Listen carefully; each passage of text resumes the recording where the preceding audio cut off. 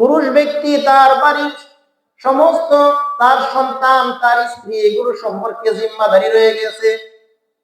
পুরুষের জিম্মাদারি আছে। কাল কিয়ামতের ময়দানে পুরুষের জিম্মাদারি সম্পর্কে জিজ্ঞাসিত হবে। আল্লাহ রাসূল পরের আবার আয়াতের মধ্যে, পরের হাদিসের অংশের মধ্যে আবার বলতেছেন, ওয়াল মারআতু রা'ইয়াতুন ফি আহলি বাইতিহা, মহিলার কিছু জিম্মাদারি আছে। তার স্বামীর বাড়িতে থাকা অবস্থায় তার কিছু জিম্মাদারি রয়ে গিয়েছে। কাল কিয়ামতের ময়দানে মহিলাকেও তার জিম্মাদারি সম্পর্কে জিজ্ঞাসা করা হবে। দায়িত্ব আছে কিনা? না খালি খালি মহিলারাই কি করবে? স্বামীর হক আদায় করবে, স্বামীর কোনো হক আদায় করবে না। রব্বুল আলামিন উভয়ের সাথে হক করে, হক লাজিম করে দিয়েছেন। মহিলাদেরও কিছু হক আছে, পুরুষেরও কিছু হক আছে। একদিক দিয়ে শুধু হক এমন না, রব্বুল আলামিন কিছু হক আছে। মুআয ইবনে জাবাল রাদিয়াল্লাহু তাআলা আনহু থেকে হাদিস বর্ণিত, মুআয ইবনে জাবাল রাদিয়াল্লাহু তাআলা আনহু রাসূলুল্লাহ সাল্লাল্লাহু আলাইহি ওয়াসাল্লামের সাথে সফরে যাচ্ছিলেন। আল্লাহ রাসূল ডাক দিতেছেন, ইয়া মুআয। একে একে তিনবার ডাক দিয়েছেন। কয়বার? তিনবার ডাক দিয়েছেন। তিনবার মুআয ইবনে জাবাল রাদিয়াল্লাহু তাআলা বলতেছেন, লাব্বাইক ইয়া রাসূলুল্লাহ ওয়া সা'দাইক, হে আল্লাহর রাসূল আমি উপস্থিত আছি। তিনবার ডাক দেওয়ার পর তিনবারই কি বললেন? মুআয উত্তর দিলেন,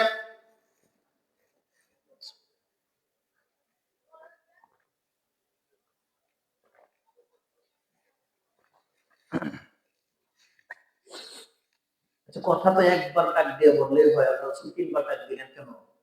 নিশ্চয় কারণ আছে না? কারণ আছে।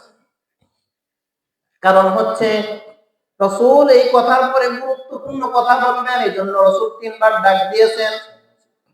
তিনবার ডাক দিয়েছেন, তিনবারই মুআয জবাব দিয়েছেন, রাসূলুল্লাহ আমি উপস্থিত আছি। আল্লাহর রাসূল বলতেছেন, আতাদরি মা হাক্কুল্লাহি আলাল ইবাদ ওয়া মা হাক্কুল ইবাদি আলাল্লাহ, হে মুআয তুমি কি জানো আল্লাহর কি হক বান্দার উপর আর বান্দার কি হক আল্লাহর উপর? এটা জানো নি? কে জিজ্ঞেস করতেছে? আল্লাহর রাসূল মুআযের কাছে জিজ্ঞেস করতেছে। মুআয কে জানে? সাহাবী না, জানে। আল্লাহ রাসূল কেন শিখবে?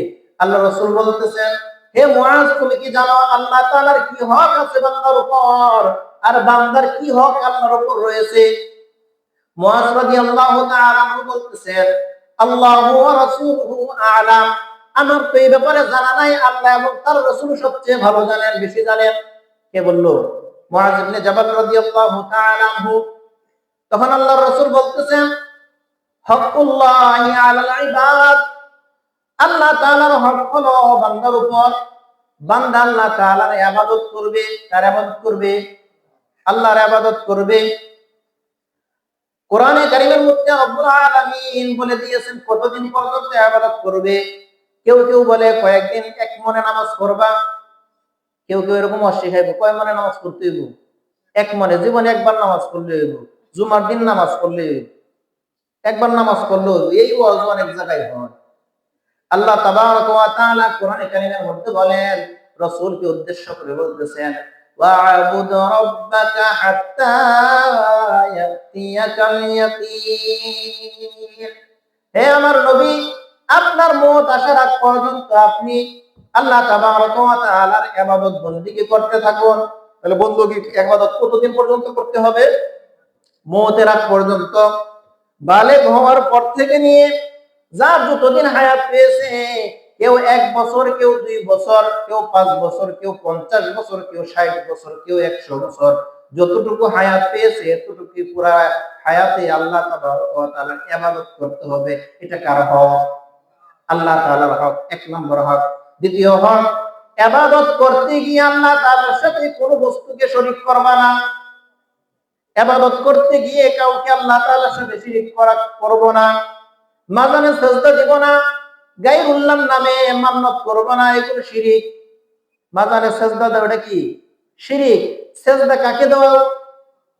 কাকে দেই? কে হকদার? আল্লাহ তাবারক ওয়া তাআলা হকদার। সেজদা যদি সঠিক স্থানে না পড়ে জান্নাত থেকে বের হইয়া জাহান্নামে যাইতে হয়, হয় কি না?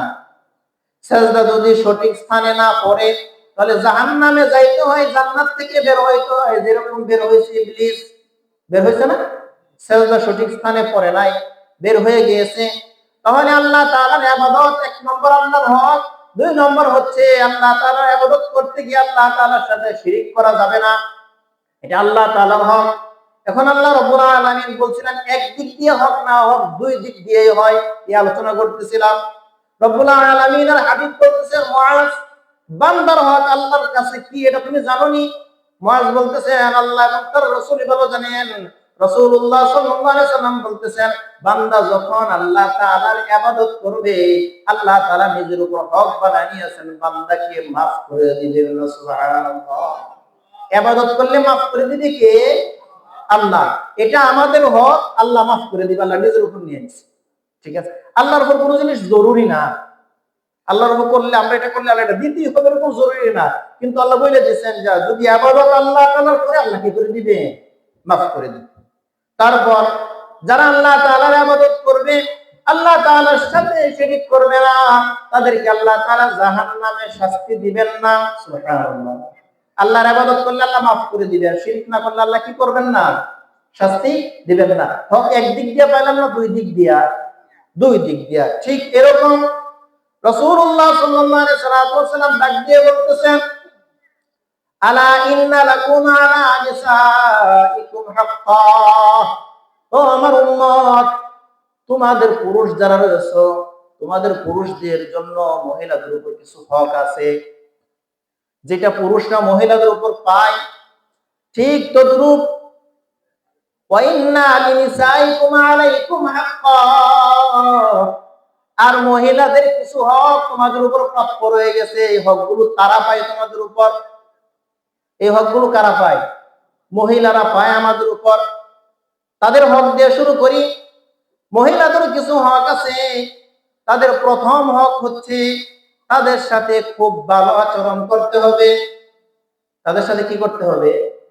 ভালো আচরণ করতে হবে। আমাদের সমাজের মাঝে এমন মানুষ অনেক আছে যারা বাহিরে অনেক সুন্দর ব্যবহার করে, মিষ্টি মিষ্টি কথা বলে, সমাজের সকলের সাথে সুন্দর ব্যবহার, শুধু ঘরে আসলে ক্যাট ক্যাট ক্যাট ক্যাট করে বিবির সাথে আছে না?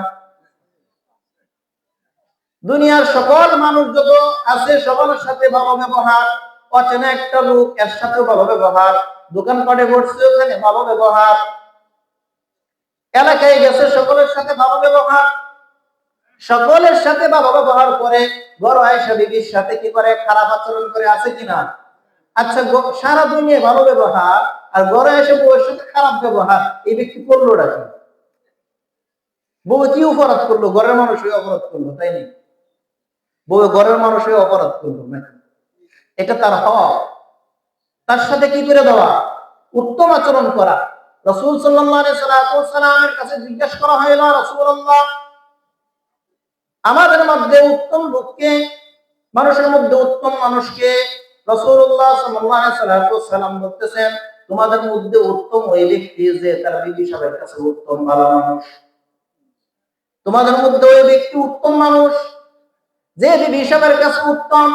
আমি আমার বিবি সাহেবগুলোর কাছে উত্তম। আল্লাহ রাসূল বলতেছেন আমি আমার বিবি সাহেবগুলোর কাছে উত্তম। মনে রাখবেন বৃদ্ধ বাবারা, যুবক ভাইরা, কাল কিয়ামতের ময়দানে এক সাক্ষী আপনাকে আটকায় দিবে। কয় সাক্ষী? এক সাক্ষী আটকায় দিবে। এই মহিলা যদি বিপরীতে দাঁড়ায় যায়, রব্বুল আলামিন সারা জীবন সংসার করছিলাম, সারা জীবন আমার সংসার দ্বারা জেলখানা বানায় রাখছেন, বাঁচার উপায় আছে নি? কি বলেন? উপায় আছে? এই জন্য সাবধান। আল্লাহ রাসূল বলতেছেন আলা কুল্লুকুম রাইন, খবরদার প্রত্যেকই জিম্মাদারি। এই যে একজন মেয়ে তার মা বাবা আত্মীয় স্বজন সব কিছু রেখে সারা জীবনের জন্য একটা পুরুষের হাত ধরে পর পুরুষের বাড়িতে চলে যায়, কার ভরসায়? আপনার ভরসায়, আপনার আশায়, আপনার আশায়। এই মহিলাটা আপনার হাত ধরে, তার বাবা ছাড়লো, তার মা ছাড়লো, তার ভাই ছাড়লো, তার বোন ছাড়লো, সমস্ত কিছু ছেড়ে দিয়ে সারা জীবনের জন্য আপনার হাত ধরে এসে গিয়েছে। সে কি ভালো ব্যবহারের কি রাখে না? হক রাখে না? সে ভালো ব্যবহারের হক রাখে। দ্বিতীয় তার হক হচ্ছে, বড় বড় কয়েকটা হক বলবো, অনেকগুলো হক আছে, তার মোহরগুলো দিয়ে দেওয়া। অনেকে আমাদের সমাজের মধ্যে আছে নাম ফুটানোর জন্য মহরতাল ভিতরে 10 লাখ, মরণ পর্যন্ত 1 লাখও দেয় না। মরণ পর্যন্ত কয় লাখও দেয় না? 1 লাখও দেয় না। এটা তার উপর জুলুম করা হয়েছে। আর একটা ফোন দিয়াকে বিবাহ করে বাসর রাতে গিয়া খালি খোঁচাই মাফ করে দেওয়ার জন্য, বউরে খোঁচাই কি করে দেওয়ার জন্য? মাফ করে দেওয়ার জন্য। আপনি পুরুষ মানুষ, মহিলা মানুষের কাছে মাফ চান কেন? শরম বরম নাই নাকি? কি বলেন? পুরুষ মানুষ মহিলার কাছে মাফ চান। তাহলে কি করতে হবে? তার মহারণা গুলো, তার হক, এগুলো দিয়ে দিতে হবে। শরীয়তের মধ্যে তার হক ধার্য করছে।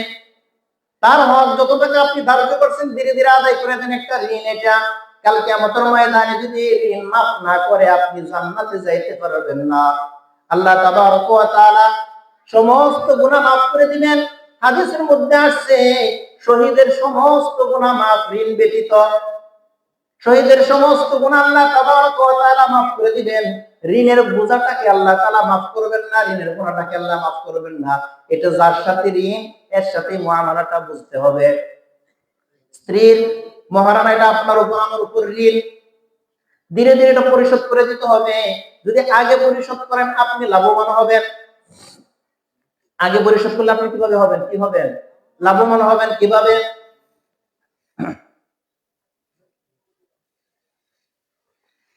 আগে যদি পরিশোধ করেন তাহলে মহিলারা সাধারণত টাকা পয়সা দিয়ে খরচ করে না। মহিলারা নিজের টাকা সাধারণত কি করে না, এত বেশি খরচা করে না, এরা জমায়, খরচ করে কম। এদের খরচ তো আপনার উপর, এদের খরচ কার উপর? আপনার উপর, আমার উপর। আলাদা বেশি কোনো কি নাই, খরচ নাই। তার টাকাগুলো সে জমাবে, এগুলো বাড়াবে। আপনার সন্তানাদি তো পাইবে নাকি? আপনি যখন বড় ধরনের সমস্যা পড়বেন, দেখবেন হঠাৎ করে নিয়ে আসছে, আমার কাছে এতগুলো টাকা আছে, এগুলো লাগান, এগুলো কাজে লাগান। এটা বড় একটা উপকার, আপনার উপকারী। তার কি দিয়ে দেওয়া? মহারণা গুলো দিয়ে দেওয়া। তৃতীয় হক হচ্ছে তার উপর খরচ করা, নফকা, তাকে খাদ্য ভালো দেওয়া। বাবার বাড়িতে যেমন খাইতো ঠিক আপনার সামর্থ্য অনুযায়ী এমন খাওয়ার। তার বস্ত্র দেওয়া তার হক। তাকে কি করা? তার কাপড় চোপড় কিনে দেওয়া, পর্দা বসিদায় রাখা, এটা তার হক। আপনি পর্দা বসিদায় রাখবেন, হালাল কামাই করে খাওয়াবেন, এটা তার হক আপনার উপর। সে এটা পাওনাদার। আপনি তাকে কি করবেন? তাকে খাদ্য দিবেন, বস্ত্র দিবেন, এবং কিছু হাত খরচ বানিয়ে দিবেন। কিছু হাত খরচ কি করবেন? আল্লাহ রাসূল সাল্লাল্লাহু আলাইহি সাল্লাম কিছু হাত খরচ দিতেন। আমরা অনেক মানুষ আছি, নিজের পকেট ভর্তি টাকা আছে, বিবি সাহেবকে 100 টাকা দিব, এটা কি হয় না? কোনো সম্পর্কে চাই না। তুমি টাকা দিয়ে কি করো? বলে কি না? তুমি টাকা দিয়ে কি করো? তোমার টাকার দরকার কি? যা চাইতেছো হইতেছো না ভাই, তারও হক আছে। অনেক সময় অনেক জিনিস মনে চাই, কিন্তু এই টাকাটা আপনার কাছে যখন মনে চাইতেছে, এটা আপনার কাছে পাইতেছে না, অথবা মনে চাইলে কোনো জিনিস কিনতে পারতেছে না। তাকে হাত খরচ দেওয়া, এটা তার হক। নফকা দেওয়া, তার খাদ্য দেওয়া, তার বস্ত্র দেওয়া, এটা তার হক। ঠিক সেরকম ভাবে তার মা বাবার সাথে সাক্ষাৎ করতে দেওয়া, মাঝে মাঝে মাঝে মাঝে সাক্ষাৎ করতে তার মা বাবার কাছে পাঠানো, নিয়ে যাওয়া, এটা তার হক। সৎ কাজ, দিন শিক্ষা দেওয়া, এটা তার হক। মহিলা বাড়িতে মা বাবার কাছে দিন শিখতে পারে নাই, দিন বুঝে নাই, আপনার কাছে আসছে, আপনি দিনটা শিখান, তাকে নামাজ শিখান, তাকে রোজা শিখান, তাকে কোরআন শরীফ তেলাওয়াত শিখান।